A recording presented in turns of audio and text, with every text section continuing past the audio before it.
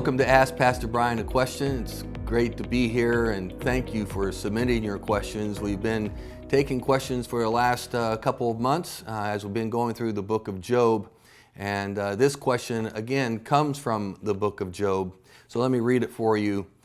I have a question. If God has created all, why did he allow Satan to create this theater behind the scene?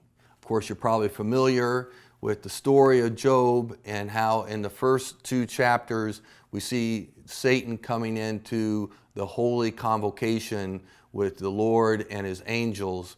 And there is where he asked permission to be able to punish or inflict pain onto Job. And so this question says, well, why did God allow this to happen?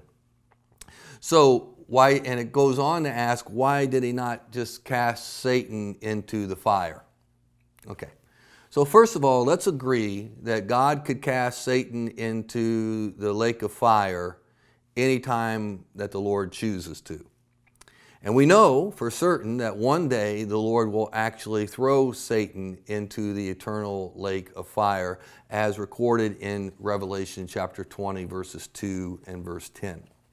Secondly, let's agree that there is a spiritual world that we cannot see that is waging war against God's people and against the kingdom of Christ.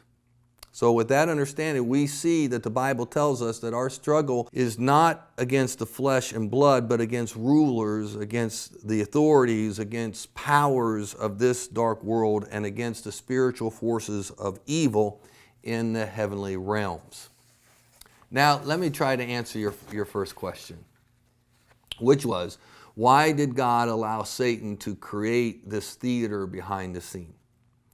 And a simple answer is because Satan had to get permission from God to inflict pain onto Job.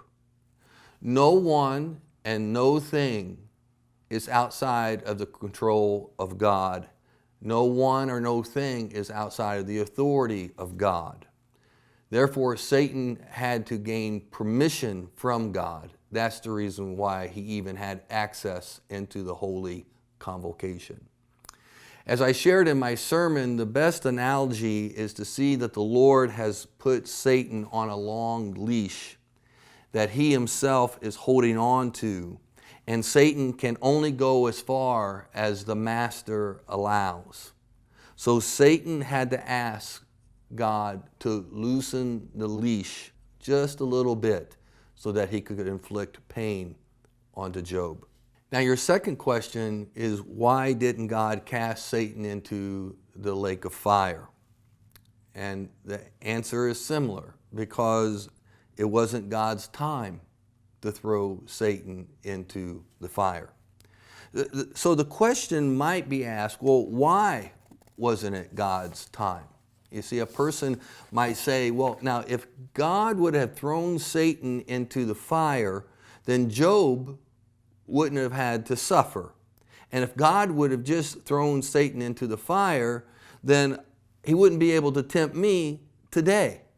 And the only answer I can give is that God has ordained that you and I battling temptations today brings him more glory than if he cast Satan into the fire yesterday. I'm not trying to minimize Job's suffering. I'm only trying to maximize God's glory. And that is exactly what we learn from the book of Job.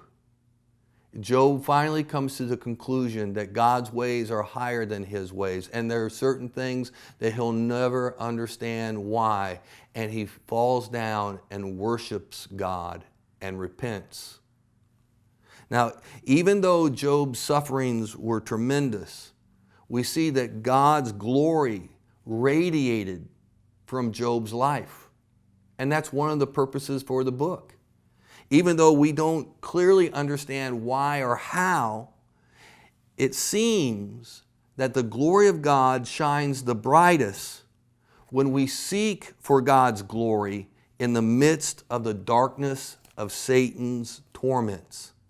I hope that answers your question, and I hope that we can move on to really glorifying God, even in the midst of suffering. Thank you. If you have any further questions, you can email me at brian@christcovenant.cc. Thank you, and God bless.